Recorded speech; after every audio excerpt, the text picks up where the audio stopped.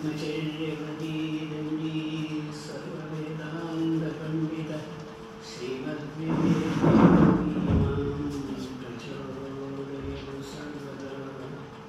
സ്വാമിയുടെ അനുഗ്രഹം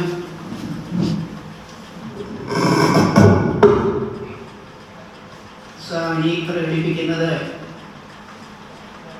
നമ്മുടെ ഉള്ളിലുള്ള അറിവ് മറ്റുള്ളവരായിട്ട് പങ്കിടാനുള്ള ഒരു അവസരം നൽകിക്കൊണ്ടാണ്. കഴിഞ്ഞ പ്രാവശ്യം ഞാനിവിടെ വന്നു. അന്ന് ഞാൻ ആ ഭഗവത്ഗീതയെ പറ്റി ഒരു ചെറിയ പുസ്തകം എഴുതിയതിൻ്റെ തുടർച്ചയായിട്ടാണ് ഇവിടെ വന്നത്. അതുകൊണ്ട് ഭഗവത്ഗീതയിലെ അമൃത കുടുംബം എന്നുള്ള ഒരു ഐഡിയാണ് അന്ന് പറഞ്ഞത്. ഇന്നിപ്പോൾ നവതി ആഘോഷങ്ങൾക്കായിട്ട് സ്ത്രീ ശാക്തീകരണത്തിനെ പറ്റിയിട്ടുള്ള ഒരു സെഷൻ വെച്ചിട്ടുണ്ട്. അപ്പം എന്നെ സംബന്ധിച്ചിടത്തോളം സ്ത്രീ ശാക്തീകരണം അത് ദൈവികമായ തലത്തിൽ ആത്മീയമായ ഉന്നതിയിൽ കൂടി വേണം. അല്ലാതെ ഇന്ന് നമ്മൾ കണ്ടുവരുന്ന സമുദായത്തിൽ കണ്ടുവരുന്ന ശാക്തീകരണങ്ങളൊക്കെ സ്ത്രീയെ ദുർബലപ്പെടുത്തുകയാണ് ചെയ്യുന്നത്. സൗന്ദര്യത്തിന് വേണ്ടി ശ്രമിക്കും, കുറച്ച് കഴിഞ്ഞാൽ അത് പോകും, പിന്നെ അതിൽ ഇരട്ടി വൃത്തികേടാവും ജീവിതം.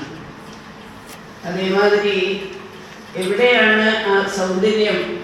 ഇപ്പോൾ എനിക്ക് 90 വയസ്സായി എന്ന് പറഞ്ഞു കാണുന്നവരൊക്കെ പറയും, 90 ആയിട്ടില്ല, ഒരു 70-75 ഉണ്ട് എന്നൊക്കെ പറയും. അത് ബ്യൂട്ടി പാർലറിൽ പോയിട്ടോ ഒന്നുമല്ല. തൻ്റെ ഉള്ളിലിരിക്കുന്ന ആ ശക്തിയെ ഒന്ന് റെക്കഗ്നൈസ് ചെയ്യുക, അതിനനുസരിച്ച് മനസ്സിനെ വികസിപ്പിച്ചുകൊണ്ടിരിക്കുക. മനസ്സിൻ്റെ വികാസമാണ്.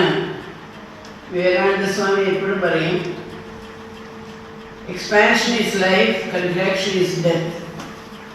Love is life, hated is death. Knowledge is life, ignorance is death.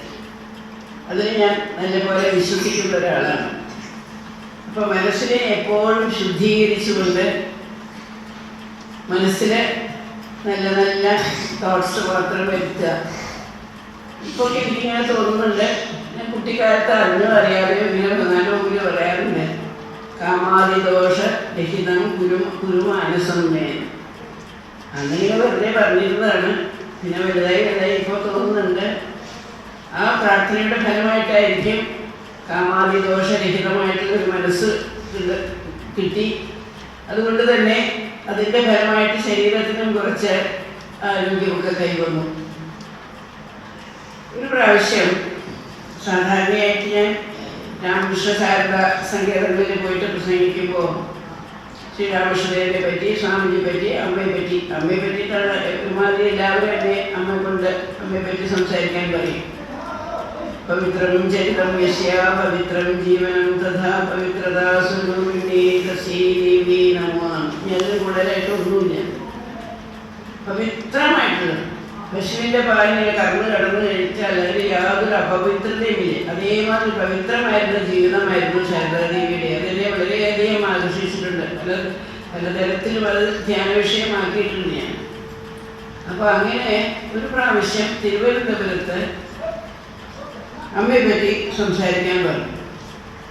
അപ്പോൾ സാധാരണയായിട്ട് നമ്മൾ വേദികളിൽ കേൾക്കുന്നത് ജയറാം പാട്ടിയിൽ ജനിച്ചു, ശ്രീരാമകൃഷ്ണനെ വിവാഹം കഴിച്ചു, ശ്രീരാമകൃഷ്ണൻ്റെ സഹധർമ്മിണിയായിട്ടിരുന്നു, പിന്നെ ശാരദാദേവി, അങ്ങനെ എല്ലാവരുടെയും പവിത്രധർമ്മിയായിട്ട് അമ്മയായിട്ടിരുന്നു. എനിക്ക് എപ്പോഴും സംസാരിക്കുമ്പോൾ എന്തെങ്കിലും ഒരു പുതിയ ഡയമെൻഷൻ, പുതിയ ഒരു കോണിൽ കൂടി അമ്മയെ പറ്റി സംസാരിക്കണമെന്ന് എപ്പോഴും തോന്നും.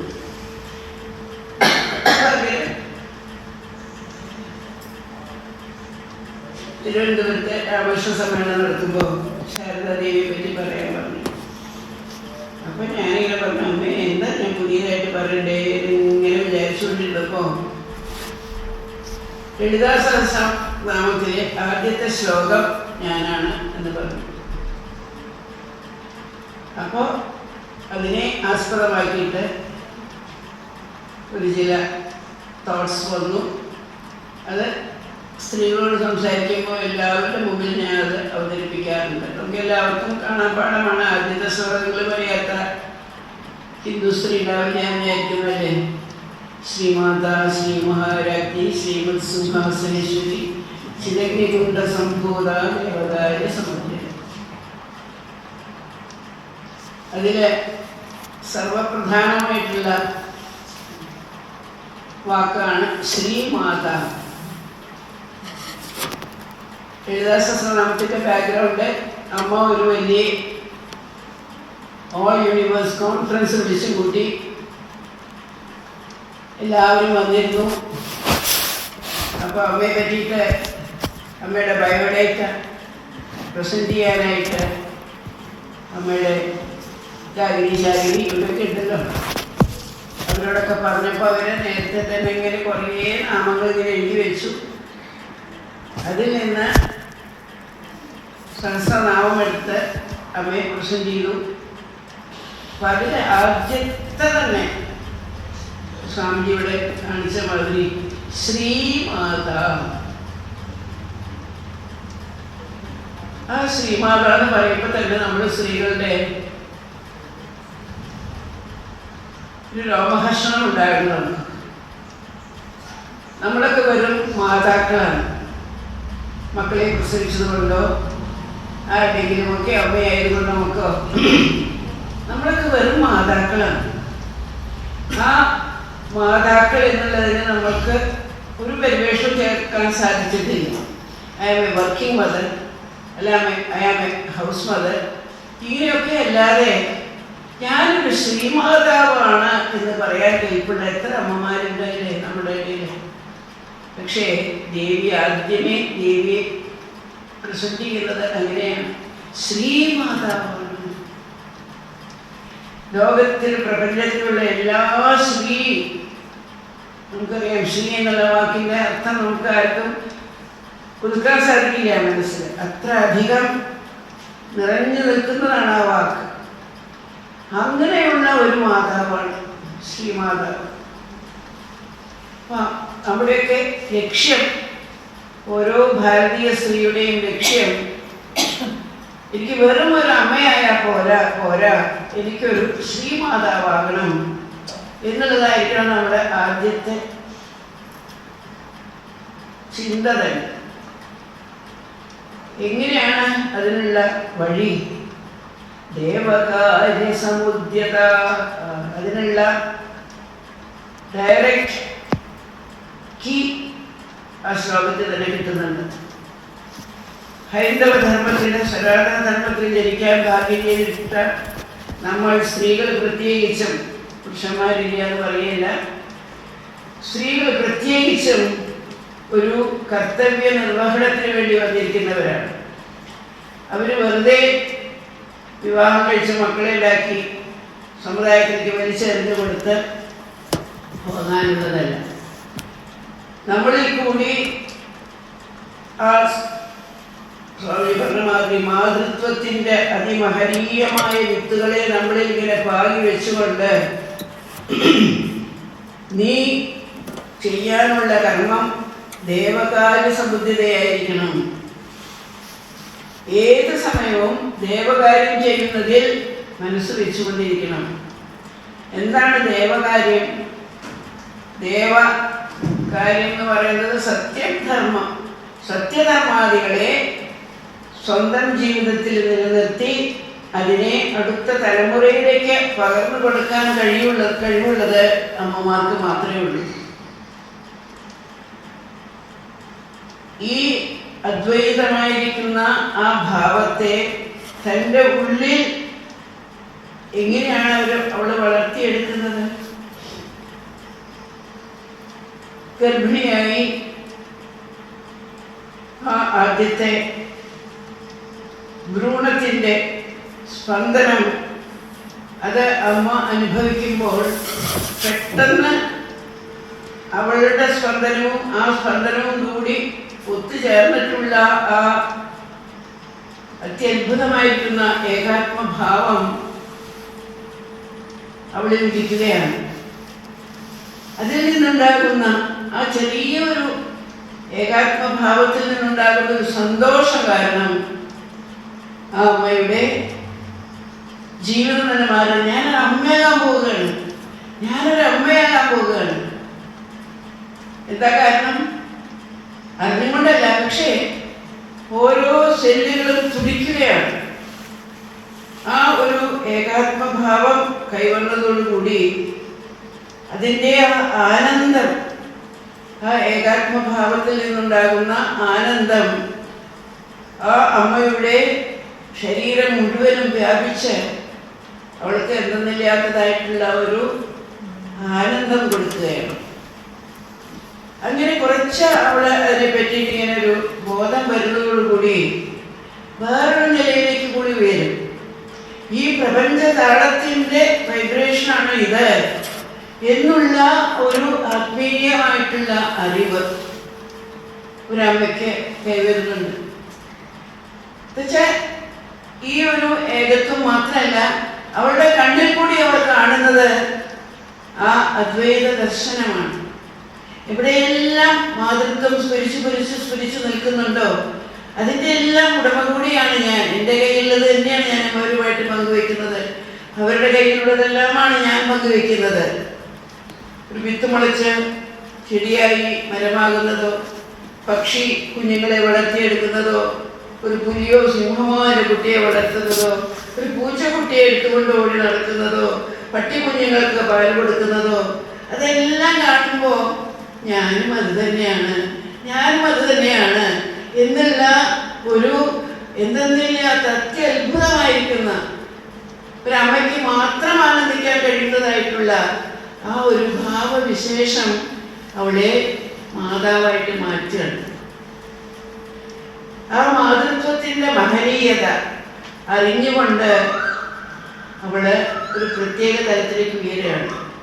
അങ്ങനെ ആ അദ്വൈതഭാവം, അതാണ് ഭാരതീയ സംസ്കൃതിയുടെ the crest jewel Indian philosophy. Vivekananda Swami പറയും ഈ അദ്വൈത ചിന്തയാണ്. ഈ അദ്വൈത ചിന്തയിൽ കൂടിയാണ് നമ്മൾ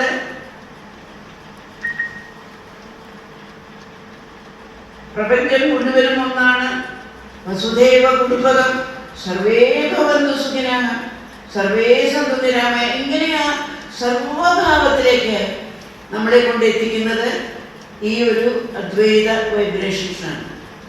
ഒന്നും വേറെ വേറെയല്ല, നമ്മളെല്ലാവരും Inter connected, Inter related, Inter dependent. എല്ലാവരും അന്യോന്യം യോജിച്ച് നിൽക്കുകയാണ്. ആ ഒരു ഭാവം അമ്മയ്ക്ക് കൈവരികയാണ്. പക്ഷേ ഇന്നത്തെ കാലത്ത് അമ്മമാർക്ക് അതിനൊന്നും സമയമില്ല. പണ്ടത്തെ കാലത്ത് ഒരു ഷോഡശ സംസ്കാരത്തിലെ ഗർഭധാരണം അങ്ങനെ ഇതിലിങ്ങനെ ഉറപ്പിക്കാനുള്ള പല വഴികളും നമ്മുടെ സംസ്കാരം കൊടുത്തിട്ടുണ്ടായിരുന്നു. അപ്പൊ അതൊന്നുമില്ല. എങ്ങനെയെങ്കിലും ഏറ്റവും പോലെ കഴിഞ്ഞൊരു ദിവസം കുട്ടിയെ പുറത്തേക്കിടണം, അത്ര മാത്രമേ ഉള്ളൂ. ഇങ്ങനെ ഒരു ധ്യാനത്തിന് ആ ഗർഭസമയത്തെ ഇങ്ങനെയുള്ള ഒരു തപസ്സാക്കി മാറ്റാൻ, ഒരു ധ്യാനമാക്കി മാറ്റാൻ ഇന്ന് അമ്മമാർക്ക് ആർക്കും അറിയുമില്ല, കഴിയുമില്ല. അപ്പൊ അങ്ങനെ ആ ദേവകാര്യം ചെയ്യാനായിട്ടാണ് ഓരോ സ്ത്രീയുടെയും ജന്മം. എന്താണെന്ന് വെച്ചാൽ അവളിൽ കൂടിയാണ് അദ്വൈതം പ്രസന്നമാകുന്നത്. മകന്റെ നന്മയ്ക്ക് എപ്പോഴും ഏകാഗ്ര ദൃഢചിത്തയായി യജ്ഞം ശ്രേഷ്ഠമനുഷ്ഠിപ്പൂ ജനനീ കർമ്മയോഗിനി. താനും മകനും ഒന്നായി തന്നെയാണ് അവൾ കാണുന്നത്. അദ്വൈതത്തിൻ മഹാതത്വം ആദ്യം ബോധിച്ചതമ്മേ.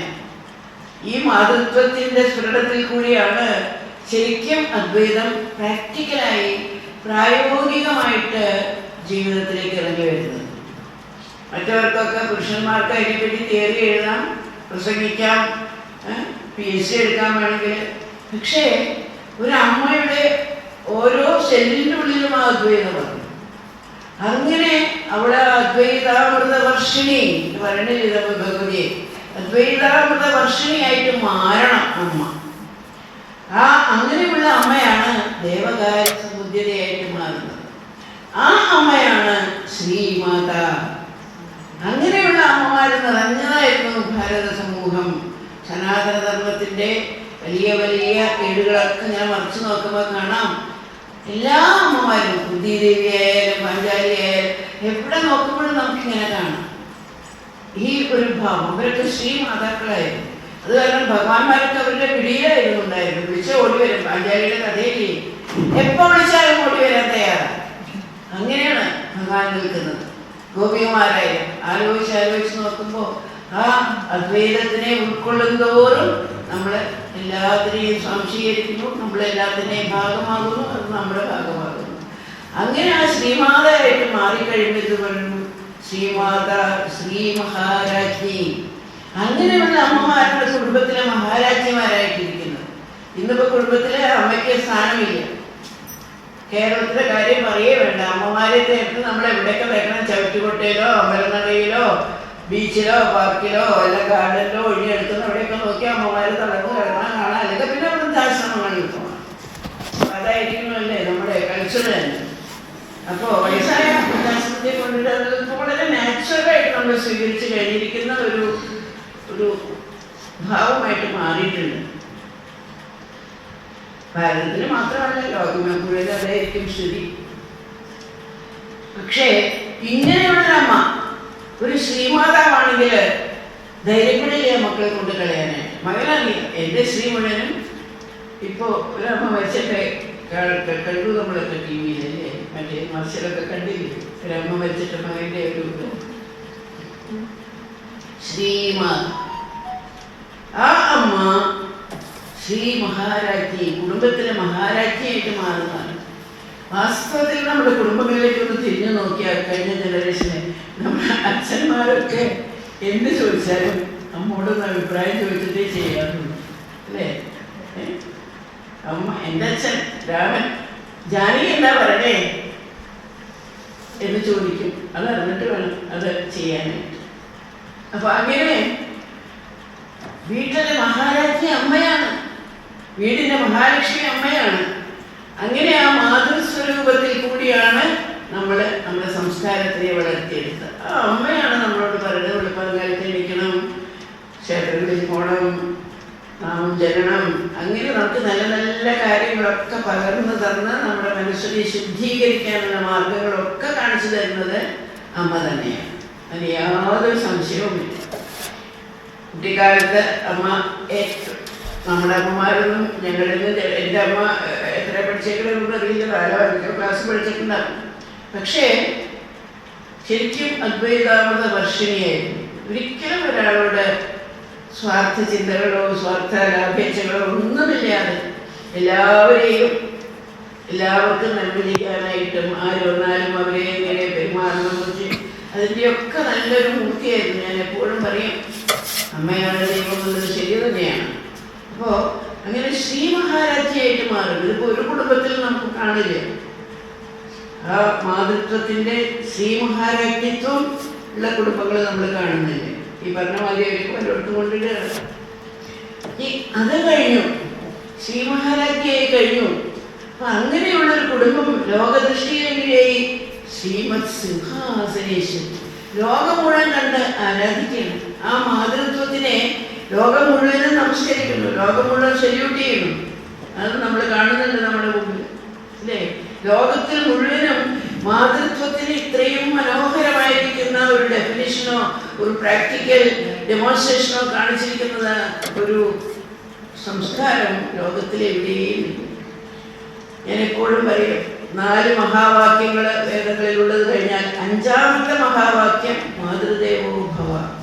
അതാണ് ഞാൻ എപ്പോഴും പറയും, 5ാമത്തെ ഇതാണ് മഹാവാക്യമാണ് മാതൃദേവോ ഭവ. അപ്പോൾ ഇതാണ് എന്നോട് പറയാൻ അമ്മ പറഞ്ഞത്. അത് വളരെയധികം സാരസ്യത്തോടുകൂടി ഉൾക്കൊള്ളാൻ സാധിച്ചു. അന്നത്തെ ഓഡിയൻസിന് ദേവകാര്യ സമുദ്രതയായിട്ടാണ് അമ്മയുടെ ജനനം.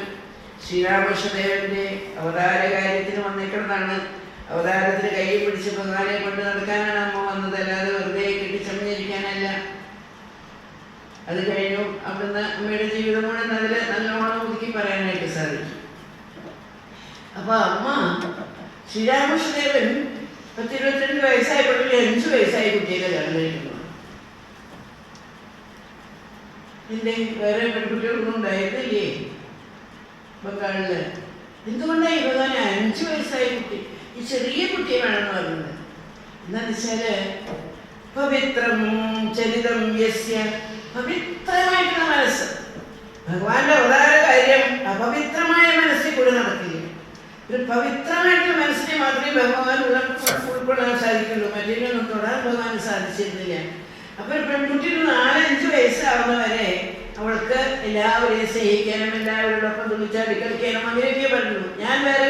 നീ വേറെ ഇത് കാണാൻ അവരുടെ മനസ്സിന് കഴിയില്ല. അപ്പൊ അതേമാതിരി അദ്വൈത നിഷ്കളങ്കത്വം നിറഞ്ഞൊരു കുട്ടിയെ വേണം എനിക്ക് കല്യാണം കഴിക്കാൻ. നിങ്ങൾ അവിടെ പോയി ഒന്നും പറഞ്ഞിട്ട് കാര്യമില്ല. എന്നുവെച്ചാൽ 5 വയസ്സ് 6 വയസ്സൊക്കെ കഴിഞ്ഞ് കുറച്ചൊക്കെ വൈകുമ്പോഴേക്കും എനിക്ക് നല്ലൊരു ഭംഗി വേണം, എനിക്ക് നല്ല സാരി വേണം, എനിക്ക് നല്ല പണ്ടങ്ങൾ കെട്ടണം, എനിക്ക് നല്ല ഇങ്ങനെയുള്ള ദ്വൈത ആഗ്രഹങ്ങളൊക്കെ കുട്ടികൾക്ക് വന്നുകൊണ്ട് അങ്ങനെയൊന്നും പാടില്ല. ഇതിങ്ങനെ ആ മുട്ടിലിരിക്കുന്ന കുട്ടിയിൽ തന്നെ വേണം എടുത്തുകൊണ്ട് എനിക്ക് ആരാധിക്കാൻ. എന്നുവെച്ചാല് ഇനി അവിടുന്ന് ഞാനാണ് അവിടെ വളർത്താൻ ദേവകാര്യ സമുദ്രയാക്കി മാറ്റുന്നതാണ് എനിക്ക് അവിടെ. അപ്പൊ അതുകൊണ്ട് അവളുടെ ചിന്തയിൽ വേറൊന്നും പാടില്ല. ഈ 5 വയസ്സിന്റെ ഞാൻ കഴിഞ്ഞിട്ട് ഈ കല്യാണത്തിന്റെ ഇതും എനിക്ക് എൻ്റെ ഒരു ഭർത്താവായിട്ട് വന്നത് കുട്ടിയെ മനസ്സിൽ വേറെ യാതൊരു ചിന്തകളും ഇല്ല. ഇത് മാത്രമേ ഉള്ളൂ. ശ്രീരാമകൃഷ്ണനെ പറ്റിയിട്ടല്ലാതെ വേറെ യാതൊരു ചിന്തകൾക്കില്ല. എൻ്റെ ഭർത്താവുണ്ട്, എൻ്റെ ഭർത്താവ് അവിടെയാണ്, എൻ്റെ ഭർത്താവ് ദക്ഷിണേശ്വരത്തിലാണ്, പൂജ ചെയ്യും. ഇങ്ങനെ ഏത് സമയവും ആ കുട്ടിയുടെ മുമ്പിൽ ഒരു ആരാധനാമൂർത്തിയായിട്ട് ഭഗവാൻ വന്നു കഴിഞ്ഞു. അപ്പോ കുറച്ചുകൂടി പ്രായം തെറ്റുന്നുണ്ടെങ്കിൽ ഭർത്താവിന്റെ കുറ്റങ്ങൾ കാണുവാണെങ്കിൽ എൻ്റെ ഭർത്താവിന്റെ സൗന്ദര്യമില്ല, എൻ്റെ ഭർത്താവ് വെറും ഒരു പൂജാരിയാണ്, ഇങ്ങനെയുള്ള തെറ്റിദ്ധാരണകൾക്കൊന്നും ഒരു സ്ഥലം ഉണ്ടായിരുന്നില്ല അമ്മയുടെ മനസ്സിന്. യാതൊരു തരത്തിലുള്ള അശുഭങ്ങളായിട്ടുള്ള ചിന്തകൾക്കൊന്നും പ്രവേശിക്കാൻ ശാരദാദേവിയുടെ ഉള്ളിലേക്ക് സമയം കൊടുത്തില്ല. അതുകൊണ്ടാണ് ആ 5 വയസ്സായ കുട്ടി അവളെ തന്നെയാണ് എനിക്ക് ഭാര്യയായിട്ട് വേണ്ടത്. ഞങ്ങളുടെ പ്രായമൊക്കെ നിങ്ങളുടെ മുമ്പിലല്ലേ, ഞങ്ങൾ പ്രായമല്ലേ, ഞങ്ങൾ ഒന്നാണ് എന്നും. അത് കഴിഞ്ഞിട്ടാണല്ലോ അവളെ ഷോഡശി പൂജ ചെയ്ത് ഭഗവാനെ തന്നെ ആത്മാ ഐക്യത്തിലേക്ക് കൊണ്ടുവന്നതെല്ലാം. അത് എല്ലാവർക്കും അറിയാവുന്ന കഥകളാണ്. അപ്പോ ആ ഒരു അദ്വൈത ഭാവത്തെ അതിനെ ഉൾക്കൊണ്ട് അടുത്ത തലമുറയിലേക്ക് പകർന്നു കൊടുക്കാനുള്ള ശേഷി അത് അമ്മയ്ക്ക്. മകന്റെ നന്മയ്ക്കിപ്പോൾ തൻ്റെ മക്കൾക്ക് നന്നാവണം. ഞാൻ ഭക്ഷണം കഴിച്ചില്ലെങ്കിലും അവൻ ഭക്ഷണം കഴിക്കണം, ഞാൻ ഉറങ്ങിയില്ലെങ്കിലും കുട്ടി ഉറങ്ങണം,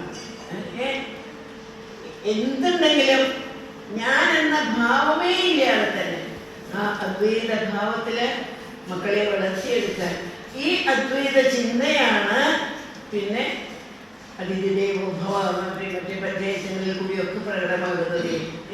എല്ലാവരെയും ഒന്നിച്ചു കാണാനും എല്ലാവരെയും സ്നേഹിക്കാനും എല്ലാവരെയും ആദരിക്കാനും എല്ലാവരെയും നമസ്കരിക്കാനും അങ്ങനെ എല്ലാ തരത്തിലുമുള്ള സദ്ഗുണങ്ങളുടെ അധിഷ്ഠാന ദേവതയായിട്ട് അമ്മമാർ, അങ്ങനെയുള്ള അമ്മമാർ നിറഞ്ഞ കുടുംബമായിരുന്നു നമ്മുടെ ഭാരതീയ സംസ്കൃതിയെ നിലനിർത്തി വന്നത്. ഇന്നിപ്പോ അങ്ങനെയുള്ള അമ്മമാരെ കാണാത്ത കാര്യം എന്തായി? ഭാരത സംസ്കൃതി ഭാരതം ഭരിക്കുകയോ എന്ന ലോകത്തിൽ നിന്ന് എല്ലാ ആധ്യാത്മിക സൗന്ദര്യവും നശിക്കും എന്ന് പറഞ്ഞ മാതിരി അധ്യാത്മിക സൗന്ദര്യം പോയിക്കൊണ്ടിരിക്കുന്നു, ഭാരതത്തിൽ പോയിക്കൊണ്ടിരിക്കുന്നു. കേരളത്തിൽ മുഴുവൻ പോയ മാതിരി എവിടെയും കാണാനില്ല, ഒരു ദിക്കിൽ കാണാനില്ല അല്ലേ? അപ്പോ എത്ര വലിയ ഒരു സൗഭാഗ്യമാണ് ആ ലളിതാ സഹസ്രനാമത്തിന്റെ ആദ്യത്തെ ശ്ലോകത്തിന്റെ ആ ഒരു ധ്യാനത്തിൽ കൂടി നമുക്ക് കിട്ടുക. നമ്മളെല്ലാവരും ദേവകാര്യ സമിതിയാണ്. ഹിന്ദു ധർമ്മം അത് നമുക്ക് എവിടെയെങ്കിലും ജനിച്ചാൽ മതിയല്ലേ? വല്ല ഇംഗ്ലണ്ടിലോ ന്യൂസിലൻഡിലോ കാക്കലോ എവിടെയെങ്കിലും പോയി ജനിക്കേ അല്ലേ? പക്ഷെ ഈ ഭാരതത്തിൽ ജന്മമുണ്ടിനെ മേലെയുമെങ്കിലോ നിന്മടിയിൽ തന്നെ പിറക്കാവൂ എന്ന് പറഞ്ഞില്ലേ? ഗീതയ്ക്കും മാതാവായ ഭൂമിയെ ദൃഢമിതുപോലുള്ള കർമ്മയോഗിയെ പ്രതിവയ്ക്കൂ. കർമ്മയോഗം, ജ്ഞാനയോഗം, ഭക്തിയോഗം എല്ലാ തരത്തിലും നിങ്ങൾ ജീവിച്ചോളൂ. അതിനുള്ള വഴി ഞാൻ കാണിച്ചു തരാൻ വേണ്ടിയിലേക്ക് എത്താൻ ഭഗവാൻ പഠിപ്പിച്ചു തരുന്നില്ലേ നമുക്ക് ഭഗവത്ഗീതയിൽ കൂടി. അപ്പോൾ ആ ദേവകാര്യ സമുദ്രത ഭാവം നമ്മളെല്ലാവരും ഒന്ന് ഉൾക്കൊള്ളണം. നമ്മൾ വെറുതെ എല്ലാം വന്നിരിക്കുന്നത്, നമ്മൾ ഈ പുണ്യഭൂമിയിൽ ഈ പുണ്യജന്മം നമുക്ക് ലഭിച്ചിരിക്കുന്നത് അത് ഇതിനെ നിലനിർത്താനാണ്. സത്യധർമ്മം എന്നുള്ളതിന് വേറെ ഡെഫിനിഷൻസ് ഒന്നും ആരുടെ കയ്യിലില്ല. എന്താണ് മോനോ എന്നിട്ട് അമ്മോട് ചോദിക്കുകയാണ്. നാളെ റിപ്പബ്ലിക് ഡേ ആണ്, സത്യമേവ ജയതേന്ന് എഴുതി വെച്ചത്. എന്നാ നീ എൻ്റെ മോനല്ലേ, അത് സത്യം. അച്ഛൻ എൻ്റെ അച്ഛനല്ലേ, അത് സത്യം. കായുണ്ട്, തേങ്ങയുണ്ട്, അത് സത്യം. ഇങ്ങനെയൊക്കെ നമുക്ക് പറഞ്ഞു കൊടുക്കാറുള്ളൂ. സത്യം വരം ധീമഹി, സത്യസ്യ സത്യം.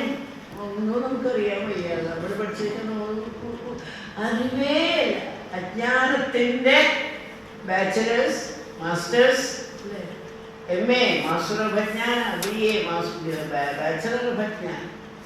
ഈ അജ്ഞാനമാണ് നമ്മൾ പകർന്നു കൊടുക്കുന്നത്. ഈ കാണുന്നത് കേൾക്കുന്നതുമാണ് സത്യം. അതിലപ്പുറം ഒരു സത്യമില്ല എന്നാണ് നമ്മൾ പറഞ്ഞ് മനസ്സിലാക്കി കൊടുക്കുന്നത്. ആ ഉള്ളിൻ്റെ ഉള്ളിലിരിക്കുന്ന ആ അദ്വൈത സത്യത്തിലേക്ക് ചൂണ്ടിക്കാട്ടി കൊടുക്കാൻ അമ്മയ്ക്ക് മാത്രമേ വഴിയുള്ളൂ. അതിന് എളുപ്പ വഴിയില്ല. ഇന്ന് ഇത്രയൊന്നും കഷ്ടപ്പെടേ ഭഗവത്ഗീത പഠിക്കൊന്നുമില്ല. അതിനകത്ത് കുട്ടിക്കാലം മത്സരിച്ച് വരുന്ന 4-5 പേരുകളുണ്ട്. വേറെ ഒന്നും വേണ്ട. ആരെയും കുറ്റങ്ങൾ കാണാതിരിക്കുവാനോടും ഈശവാക്കുതീടയുവാൻ ആർക്കും മാനോ ദുഃഖം ഞങ്ങളാൽ തോന്നായ്വാൻ കക്കണേ തൃപ്പാദം കുമ്പിടുന്നേ. അമ്മാതൻ കുഞ്ഞുങ്ങൾ എല്ലാ